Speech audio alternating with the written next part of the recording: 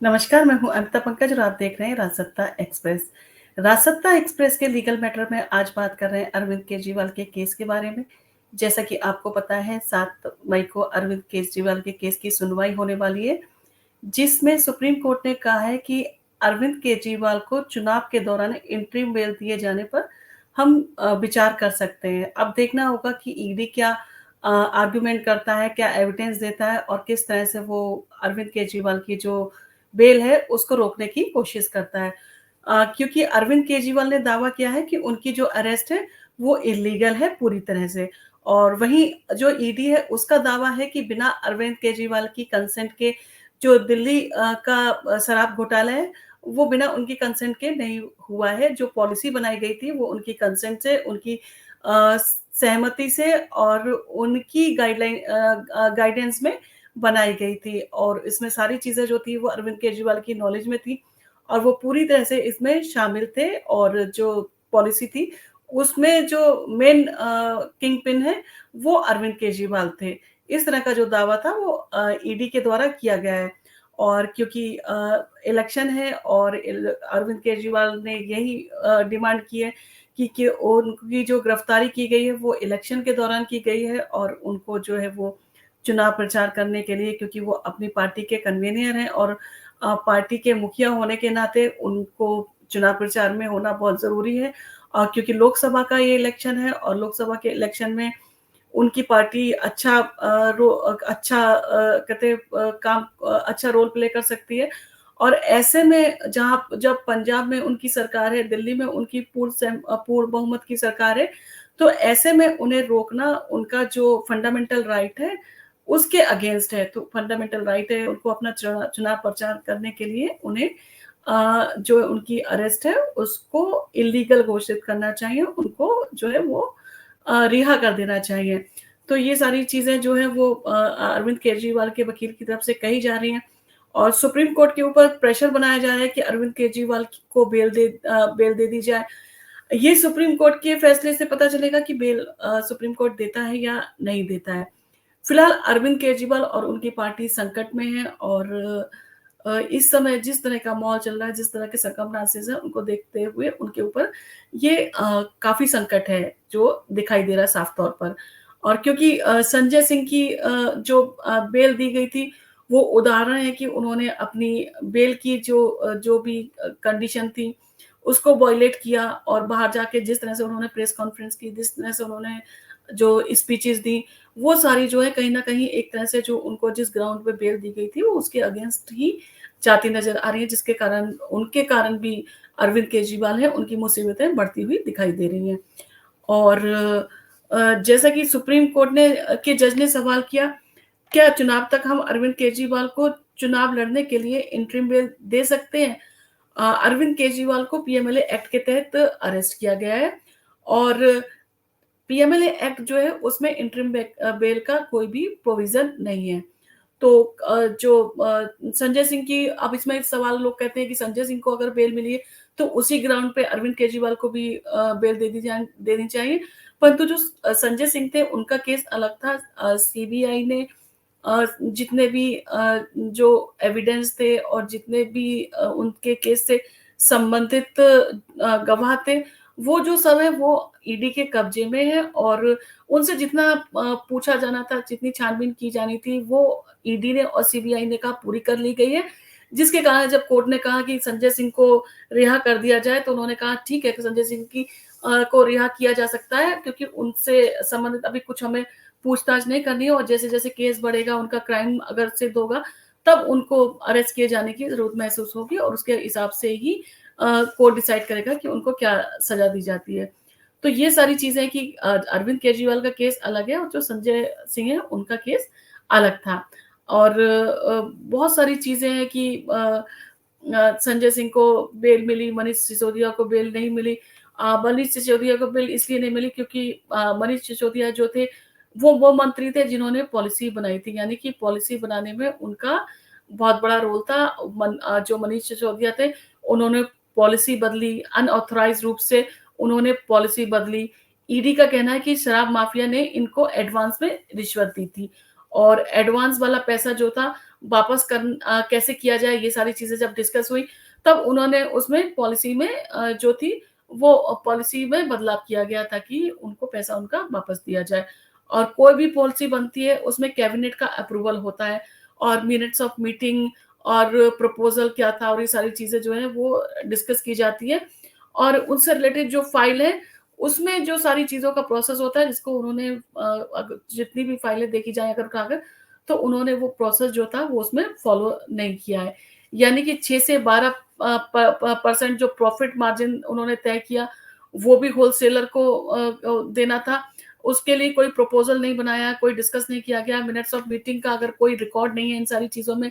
और ये जानकारी एलजी तक नहीं दी गई। अगर ये जानकारी एलजी तक जाती और बाकी जो कहते हैं ऑफिसर्स थे, अधिकारी उनकी नॉलेज में अगर ये होती तो इस तरह की बड़ी गड़बड़ी नहीं होती जितनी बड़ी इसमें गड़बड़ी हुई। मनीष सिसोदिया ये फॉलो नहीं किया इन सारे जो टर्म कंडीशंस होते हैं, किसी पॉलिसी को बनाने के लिए क्या प्रपोज़ल होना चाहिए, क्या मिनट्स ऑफ मीटिंग होने चाहिए, ये सारी चीज़ें जो थी मनीष सिसोदिया ने उस सारी चीज़ों को फॉलो नहीं किया, उन सारी चीज़ों को दरकिनार करके उन्होंने सारी चीज़ों को अप्रूव खुद से ही करते चले गए, जिसके कारण जो ईडी है उसने उनको बताया कि ये उसमें पूरी तरह से शामिल थे और मनीष सिसोदिया ने ये सारी चीज़ें फॉलो नहीं की, इसी कारण से जो सुप्रीम कोर्ट था उसने उनकी बेल जो थी वो रिजेक्ट कर दी। और इसमें साफ-साफ तौर पे देखा गया कि 338 करोड़ रुपए सामने दिख रहे हैं कि जो था वो गवर्नमेंट का जो टैक्स था उसमें लॉस हुआ। यानी कि वो बेनिफिट उन्होंने जो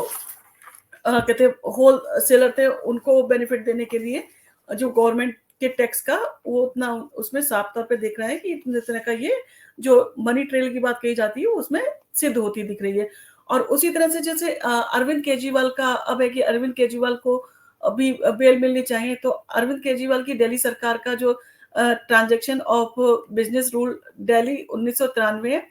उसमें राष्ट्रपति द्वारा लागू किया जाता है। उसमें साफ कहा गया है कि जो आइटम शेड्यूल है, कोई भी पॉलिसी बिना चीफ मिनिस्टर के कंसेंट के बन नहीं सकती, ना ही उसमें किसी तरह का कोई चेंज होगा। जो भी वैट है या जीएसटी जो लगेगी, वो सारी चीज़ों का जो कम-ज़्यादा करना, वो सारी जो चीज़ें होंगी, वो चीफ मिनिस्टर की कंसेंट से ही होंगी। बिना उनकी कंसेंट से ये पॉलिसी नहीं बन सकती थी और पॉलिसी जो बनाई गई, उसमें ये चीज़ पॉलिसी में किस तरह से फ़ायदा हो, कैसी पॉलिसी बनाई जाए, उसमें किस तरह से जो रुपया है, उसको लिया जाए और सारी ज़िंदगी उसमें से किस तरह से पैसा आता रहेगा, ये सारी चीज़ें हुई थी। उसे फैसिलिटेट किस तरह से किया जाए, ये सीएम की पूरी नॉलेज में था और इसमें सीएम की अहम भूमिका थी। ये सारी चीज़ें जो थी वो ईडी ने कहा और जैसा कि आया कि आप पार्टी ने इलेक्शन में इससे सारी चीज़ों से सामने आया है कि आप पार्टी ने इलेक्शन में जो गोवा का इलेक्शन था, जो पंजाब का था और जो गुजरात का इलेक्शन था, विधानसभा का, उसमें उन्होंने जो पैसा था वो वहाँ पर खर्च किया था। और ये सारा जो पैसा था वो हवाला के माध्यम से, हवाला के जो एजेंट्स हैं उनके थ्रू गया था ये सारी चीज़ें। जो वहाँ पर कैंडिडेट इलेक्शन में खड़े हुए थे, उन्होंने भी ये सारी चीज़ें कबूली कि उनको जो है कैश में पैसा दिया गया था और जो भी बैनर, होर्डिंग ये सारी चीज़ें बनी थी, उसमें भी कैश में पेमेंट किया गया था और जिन वेंडर्स ने, हवाला वेंडर्स ने इसको ले जाके दिया था, उन्होंने भी कबूला कि हाँ, हमें पैसा दिया गया था और वो हमने पैसा उनको जहाँ पर उन्होंने पहुँचाने के लिए कहा था, वो सारी चीज़ें हमने पहुँचाई थी। और ये सारी चीज़ें जो थी वो ईडी की नॉलेज में थी और ईडी ने इन सारे लोगों के जो बयान वगैरह थे, जो विटनेस बनाए और उन सारों से ये गवाही लेके उसमें अटैच की है एक फाइल में कि ये सारी चीज़ें हमें मिल चुकी हैं। इस तरह का जो पैसे का जो लेन-देन है, वो इससे सिद्ध हो रहा है। उसमें कम से कम 45 करोड़ का जो पेमेंट था, वो उन्होंने दिखाया है कि इसमें जो है आम आदमी पार्टी ने अपने पार्टी के इलेक्शन में खर्च किया है। और आम आदमी पार्टी के जो कोषाध्यक्ष थे एनडी गुप्ता, उन्होंने भी कहा कि कोई मिनट ऑफ मीटिंग नहीं हुए और कितना पैसा आया, कितना पैसा गया है, इसका उन्हें कोई जानकारी नहीं है कि क्योंकि ये जो पैसा था वो जो पार्टी थी उसके फंड में नहीं जमा किया गया था, तो इसलिए उनकी नॉलेज में ये सारी चीज़ें नहीं थी क्योंकि ऑफ़िशियल रिकॉर्ड के बाहर ही इसका लेन-देन किया गया था। यानी कि जो पार्टी के बिना इंटरनल प्रोसेस पार्टी ने बिना इंटरनल प्रोसेस को फ़ॉलो किए जो पैसा था उसका बाहरी-बाहर भुगतान कर दिया जिससे कि उसके जो रिकॉर्ड था उसमें किसी भी तरह का पैसे का लेन-देन नहीं हुआ। और इस तरह से जो बेनिफिशियरी थी वो आम आदमी पार्टी थी, यानी कि पूरी आम आदमी पार्टी इसकी बेनिफिशियरी है, क्योंकि जो पैसा है वो उसके इलेक्शन में खर्च हुआ है। तो एक तरह से देखा जाए कि अगर आगे इन फ्यूचर कभी ईडी को लगता है ये सारी चीज़ें, तो ईडी आम आदमी पार्टी को भी एक पार्टी बना सकती है, आम आदमी पार्टी को। तो ये सारी चीज़ें हैं। इसके साथ-साथ जो अरविंद केजरीवाल हैं, उनका क्राइम ज़्यादा है, क्योंकि उनकी कंसेंट में सारी चीज़ें थी, पॉलिसी बन रही थी, सारी चीज़ें उनके अप्रूवल के साथ में चल रही थी। तो अरविंद केजरीवाल का इसमें जो दखल था, ये कहा जाए कि अरविंद केजरीवाल का जो रोल था, ईडी ने बताया है, इसमें उनकी अहम भूमिका थी, और वो इसमें अहम भूमिका निभाते हुए सारी चीज़ों को तय कर रहे थे, किस तरह से क्या चीज़ें की जानी चाहिए, और इसीलिए उनको अरेस्ट किया गया, और उनका क्राइम भी ज़्यादा था, और अब वो अरेस्ट को गलत बोल रहे हैं, परंतु बेल एप्लीकेशन उन्होंने अभी तक नहीं लगाई है। और बेल के लिए उन्होंने अप्लाई क्यों नहीं किया, बेल एप्लीकेशन क्यों नहीं लगाई? अगर उनको लगता है तो वो अपनी बेल एप्लीकेशन लगा सकते थे, परंतु यहाँ पर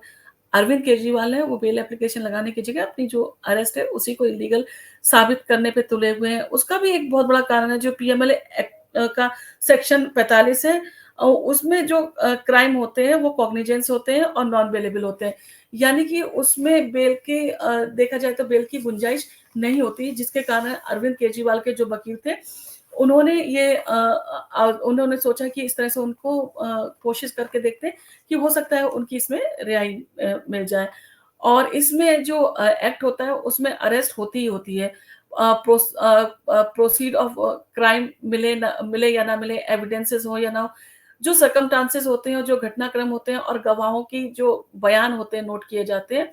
उनसे पता चलता है कि केजरीवाल ने मनीष सिसोदिया और संजय सिंह के साथ में मिलकर जो शराब घोटाला किया था, और उसमें इसमें जो थी छानबीन जब की गई, तो उसमें 200-250 से ज़्यादा लोग जो थे वो इन्वॉल्व पाए गए, कि उनका कहीं न कहीं रोल जो था शराब घोटाले में जुड़ा हुआ है। और बेल एप्लीकेशन क्यों नहीं डाली गई? सेक्शन 45 पीएमएलए भ्रष्टाचार, मनी लॉन्ड्रिंग का कानून है, और इसमें अपराधी को कोई अदालत बेल नहीं देती, चाहे सुप्रीम कोर्ट हो। सुप्रीम कोर्ट के पास में भी इतनी पावर नहीं है कि वो अगर जो ईडी के जो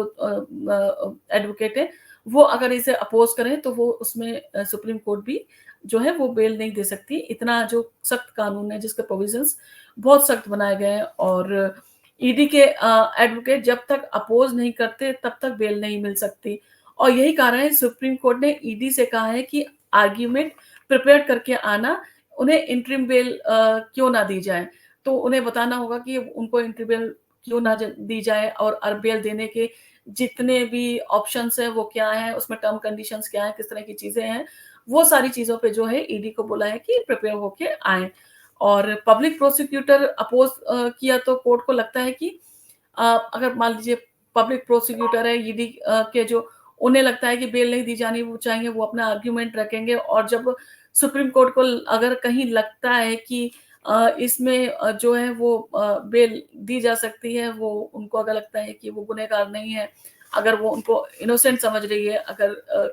जो वो है सुप्रीम कोर्ट, तो इसमें सुप्रीम कोर्ट के ऊपर जो है वो बहुत सारी रिस्पॉन्सिबिलिटी आ जाती है, कि अगर उसको लगता है कि रीज़नेबल ग्राउंड है, और गिल्टी नहीं है, और कोई गड़बड़ी नहीं की है, और तो उसकी गारंटी कौन लेगा? एज़ अ जज वो देखे कि एज़ अ जज क्या वो गारंटी लेंगे? इसमें क्या सुप्रीम कोर्ट गारंटी ले सकती है इन सारी चीज़ों के? क्योंकि ये चीज़ें जज को डिसाइड करनी है कि बेल देना है कि नहीं देना है, बहुत सारी चीज़ें इससे जुड़ी हुई हैं। बहुत सारे पेच इसमें अभी उलझे हुए हैं, बहुत सारी चीज़ें सामने आनी है, बहुत सारे लोगों के जो हैं वो क्रॉस एग्ज़ामिन उनको किया जाना है, आपस में बैठ के सामने आमने-सामने बैठ के उनसे उनका सामना करवाना है, उनसे सवाल-जवाब करने हैं। तो ये सारी चीज़ें जो सुप्रीम कोर्ट है उसकी नॉलेज में है, और अगर सुप्रीम कोर्ट को लगता है कि बेल दी जानी चाहिए, रीज़नेबल ग्राउंड है, और उन्हें लगता है कि अगर गिल्टी नहीं है, तो कोर्ट गारंटी लेगा, एज़ अ जज वो देखें कि बाहर जाकर कोई गलती करेगा या नहीं करेगा, कोई एविडेंस डिस्ट्रॉय नहीं करेगा,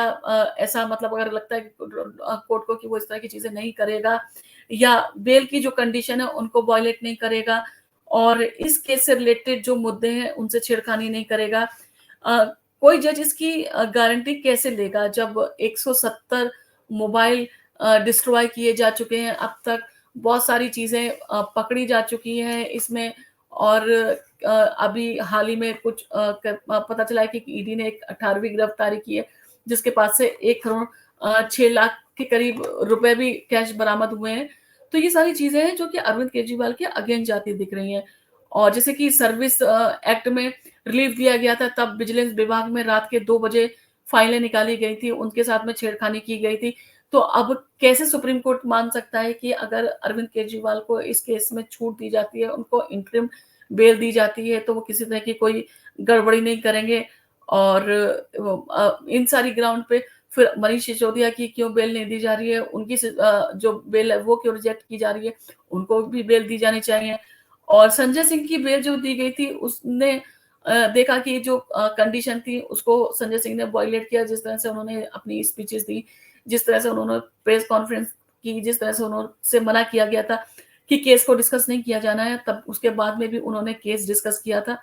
तो ये सारी चीज़ें ऐसी हैं जो उनके अगेंस्ट जाती दिखती हैं कि संजय सिंह के जो कृत्य हैं, वो भी अरविंद केजरीवाल को मुश्किल में डाल सकते हैं। और अगर सुप्रीम कोर्ट जो है वो इंटरिम बेल देती है चुनाव प्रचार के लिए, तो जो दिल्ली का इलेक्शन है वो 25 मई को होना है और 23 मई तक जो है वो चुनाव प्रचार रुक जाएगा।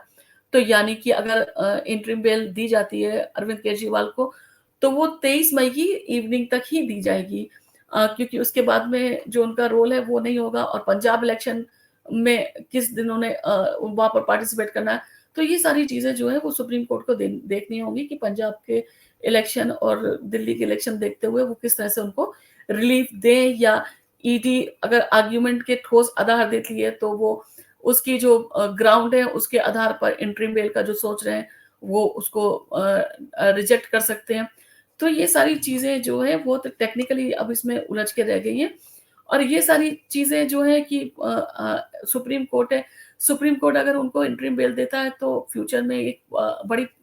समस्या को भी वो जन्म देगा। फिर तो हर कोई इलेक्शन में खड़े होने के नाम से बेल लेने की सोचेगा कि मुझे भी कैंपेनिंग के लिए बेल दे दी जाए, मुझे भी इस काम के लिए बेल दे दी जाए और ऑल ओवर इंडिया इतने सारे केसेस पीएमएलए एक्ट में आते हैं। तो अगर अरविंद केजरीवाल को इस केस में छूट दी जाएगी तो ये बहुत बड़ा मैटर बनेगा और फिर बहुत सारे लोग इसी ग्राउंड पे जो है वो बेल माँगने की कोशिश करेंगे। तो अब अक्यूज़ बाहर आने के लिए और ये अक्यूज़ जो है उनको बाहर आने के लिए एक नज़ीर का काम करेगी अगर उसको छोड़ देते हैं तो अरविंद केजरीवाल को। और ये सारी चीज़ें हैं जो कि कहीं न कहीं लगता है कि जो बेल है उसको अपोज़ तगड़े तरीके से ईडी कर सकती है क्योंकि ईडी के पास में पूरे राइट भी हैं और ये पीएमएलए एक्ट बनाया इस तरह से सकता है जिसमें कि जो अक्यूज़ है उसकी गिरफ्तारी के बाद में उसकी बेल होना मुश्किल होती है। और इन सारी चीज़ों को देखते हुए देखेंगे सुप्रीम कोर्ट क्या डिसाइड करता है और इसके साथ ही साथ जो एक बड़ी मुसीबत जो और आ गई है वो ये कि एलजी ने एनआईए को ये बोला है कि जो अरविंद केजरीवाल हैं उनके एक केस है उसकी छानबीन की जाए जिसमें जो खालिस्तानी पन्नू है जो कनाडा में रहते हैं उन्होंने आरोप लगाया है कि अरविंद केजरीवाल की पार्टी ने उनसे 136 करोड़ रुपया जो है वो लिया है उनके काम करने के एवज में, जिसमें उन्होंने अमृतपाल को भी छोड़ने की बात कही है, बहुत एक प्रोफ़ेसर है उनको भी छोड़ने की बात कही है। तो कहीं न कहीं अगर ये एनआईए वाला मुद्दा अगर सामने आ गया, तो अरविंद केजरीवाल इसमें बहुत बुरी तरह से फँस जाएँगे और इसमें कोई केस का प्रोविज़न भी नहीं है। जिस तरह का ये एक्ट है अगर उनकी लिप्तता इसमें पाई जाती है, तो कुल मिला के अरविंद केजरीवाल की मुश्किलें कम नहीं है। कुछ उनकी पार्टी को रिलीफ ज़रूर मिला होगा, जब सुप्रीम कोर्ट ने उनकी इंटरिम बेल की बात की है कि उनको इंटरिम बेल दिए जाने के लिए वो सोच सकते हैं। अब देखना होगा कि सुप्रीम कोर्ट क्या डिसाइड करता है इन सारी चीज़ों को देखते हुए क्योंकि अगर सुप्रीम कोर्ट किसी भी तरह का कोई डिसीज़न लेगा तो वो फ्यूचर में जाके एक नज़ीर बनेगा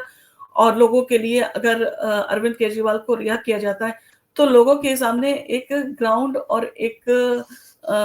छूट का उन्हें मौका मिल जाएगा कि वो इस ग्राउंड पे बेल ले सकते हैं। तो देखना होगा कि सुप्रीम कोर्ट अपने विवेकाधिकार का प्रयोग करते हुए किस तरह का फैसला लेता है। क्या वो फंडामेंटल राइट समझते हुए जो अरविंद केजरीवाल का फंडामेंटल राइट समझता है कि उसको आज़ाद किया जाना चाहिए चुनाव प्रचार के लिए। तो ये सारी चीज़ें देखते हुए देखना होगा कि सुप्रीम कोर्ट क्या फैसला लेता है और वो अपने जजमेंट में क्या लिखता है, किन टेक्निकल चीज़ों को वो सॉल्व करने की कोशिश करता है। धन्यवाद। अगर आपको हमारा वीडियो पसंद आया तो आप इसको लाइक कीजिए, शेयर कीजिए, सब्सक्राइब कीजिए। ऐसे लीगल मैटर हम आपको सामने लाते रहेंगे, आप इसको पसंद कीजिए। धन्यवाद।